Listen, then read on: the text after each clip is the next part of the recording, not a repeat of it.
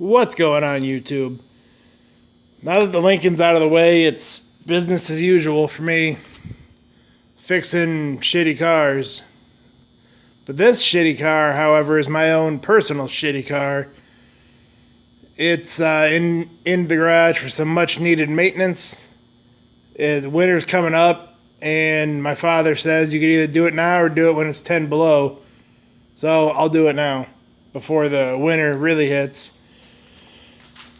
I changed the oil. I changed my muffler and tailpipe with this one I found. Believe it or not, that's a lot better than the one I had.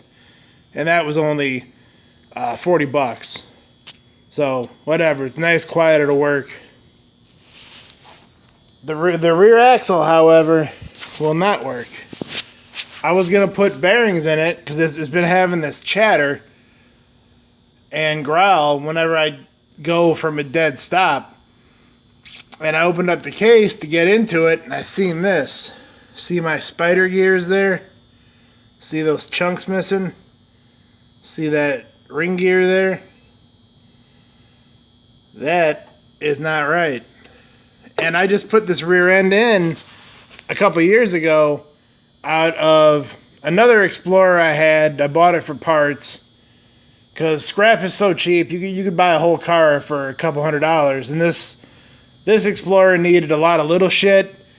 You know, like a switch here and there, a window track, a door lock solenoid, a bunch of little shit. So I just bought a whole car.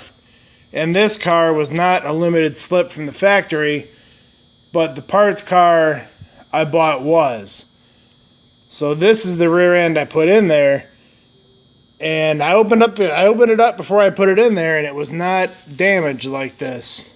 I did buy a kit from Ford Performance and replaced all these clutch packs in the limited slip housing. And I would have seen those damaged teeth when I was doing it. So I'm not exactly sure how that happened. When I drained the fluid, I did find this. And I know exactly what that is. That's one of the little ears from the steels or the friction material. I don't remember. But as far as this discoloration on the big ring gear here, I don't know what the hell that is. It feels smooth.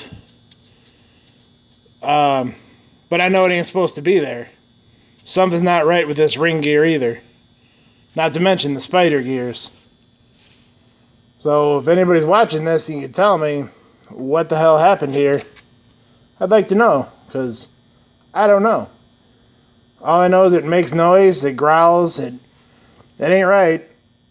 And the cost of fixing it is more than the cost of getting another rear axle.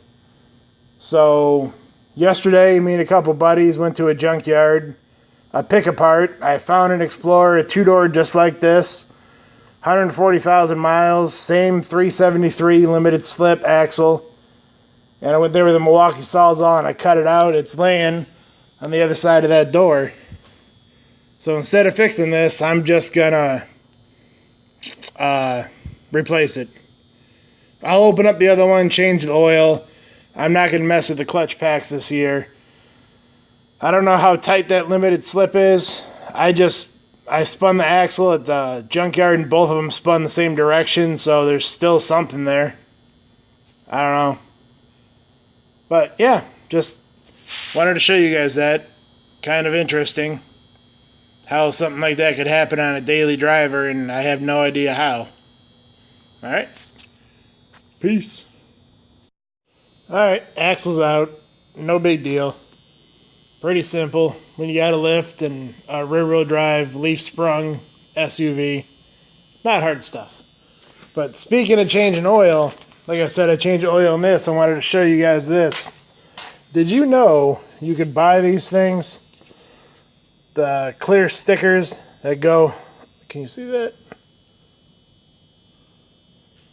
There you go. The clear stickers that go up in the corner of your window. I wish I'd have known about these things years ago. You can get them eBay, Amazon. I think I got like 500 of them. They're pretty cheap. because I have multiple vehicles and I can never remember what kind of oil it takes and when I changed it. And if you buy and sell cars, you can put one in the corner and write weird shit on it. That's always fun. So, yeah, you can get these. Great stuff.